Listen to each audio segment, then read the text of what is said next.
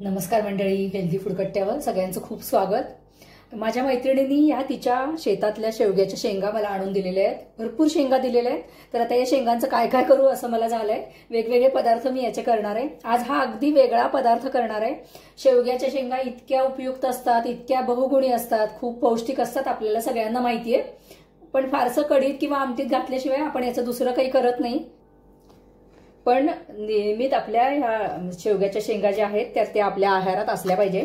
आणि काय होतं, शेवग्याच्या शेंगाचा कुठलाही पदार्थ करायचा म्हटलं तर त्याचा जो गर काढायचा जो एक जरा आपल्याला असं किचकट वाटतं. तर याच्या आधी सुद्धा मी शेवग्याची जी कढी दाखवलेली आहे, अगदी वेगळ्या प्रकारची कढी होती ती. तर तसंच आज मी अगदी सोप्या पद्धतीने हा शेवग्याच्या शेंगांचा गर काढणार आहे. त्याच्यासाठी मी असे हे तुकडे करून घेतेय. आणि हा जो पदार्थ मी करणार आहे शेवग्याच्या शेंगाचा, तो पण अगदी नवीन आहे. उन्हाळा येतोय आता, तर उन्हाळ्यासाठी खास असा आपण ह्या शेवग्याच्या शेंगांचा एक मस्त पदार्थ करूया अगदी. तर त्याच्यासाठी ह्या शेवग्याच्या शेंगा अशा बारीक बारीक मी चिरून घेतलेल्या आहेत.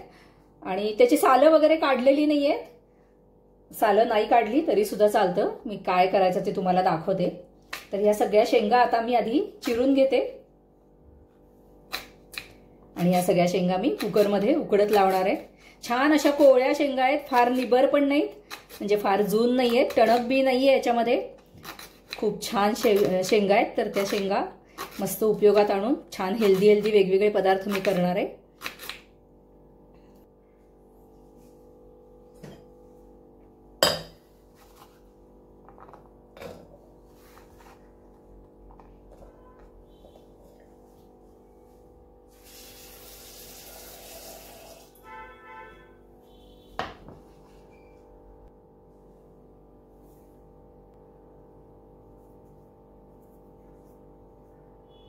तर या शेंगा आपल्या छान शिजलेल्या आहेत. आता आपण हे मिक्सरमध्ये बारीक करून घेऊया.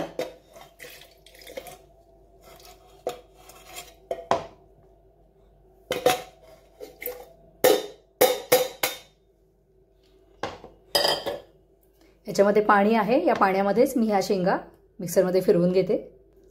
छान बारीक वाटलं गेलेलं आहे की नाही, सोपी पद्धत अगदी. आता ह्याच्यामध्ये थोडंसं पाणी घालून मी हा सगळा पल्प गाळून घेणार आहे. याच कुकरमध्ये आता मी हा सगळा पल्प गाळून घेते.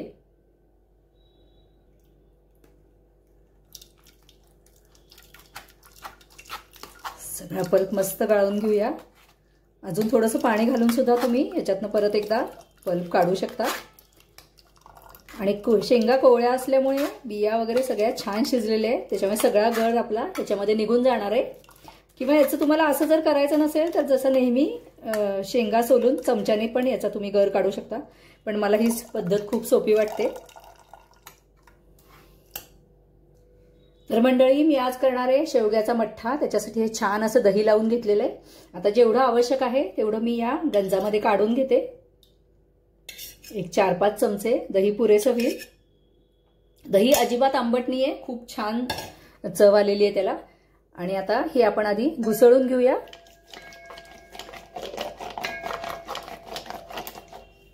छान असं क्रीमी मस्त दही तयार झालेलं आहे. आता ह्याच्यामध्ये हा जो पल्प आहे तो मी आधी मिसळते.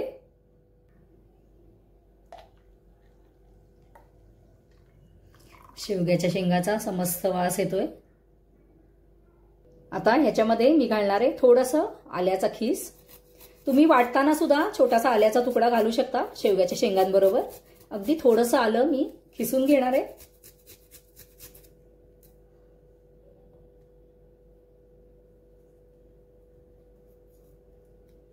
त्यानंतर ह्याच्यामध्ये घालूया एक लसणाची पाकळी मी खिसून घालणार आहे.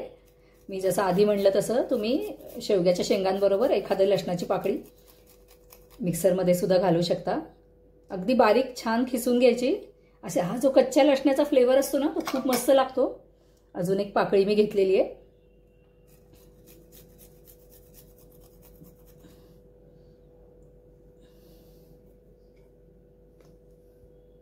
आता याच्यामध्ये घालूया आपण चवीप्रमाणे मीठ. तुम्हाला तुमच्या आवडीप्रमाणे तुम्ही याच्यामध्ये मीठ घालू शकता.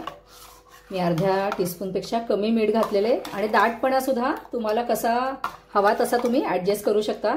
तुम्हाला हवा असेल तर तुम्ही याच्यामध्ये साखर पण घालू शकता थोडीशी. एक पाव चमचा काळं मीठ घालतीये मी. आणि थोडीशी भाजलेल्या जिऱ्याची पूड आहे ती सुद्धा घातली आहे। तर मंडळी असा मस्त शेवग्याचा आपला मठ्ठा तयार झालाय, अतिशय पौष्टिक आहे। उन्हाळा येतोय, आपण वेगवेगळे प्रकाराने ताक प्यायचा प्रयत्न करतो, सारखं सारखं नुसतं मीठ साखर घालून ताक प्यायचा कंटाळा येतो। तर मी आता ताकाच्या थोड्या वेगवेगळ्या रेसिपीज तुमच्या बरोबर शेअर करीन, पण त्याच्या आधी शेवग्याच्या वेगवेगळ्या रेसिपी मी करण्याचा प्रयत्न करीन। पहिली रेसिपी माझी शेवग्याची झालेली आहे। शेवग्याची पानं, फुलं, त्याच्यानंतर त्याच्या शेंगा आणि त्याच्या बिया सुद्धा अतिशय उपयुक्त आणि पौष्टिक असतात।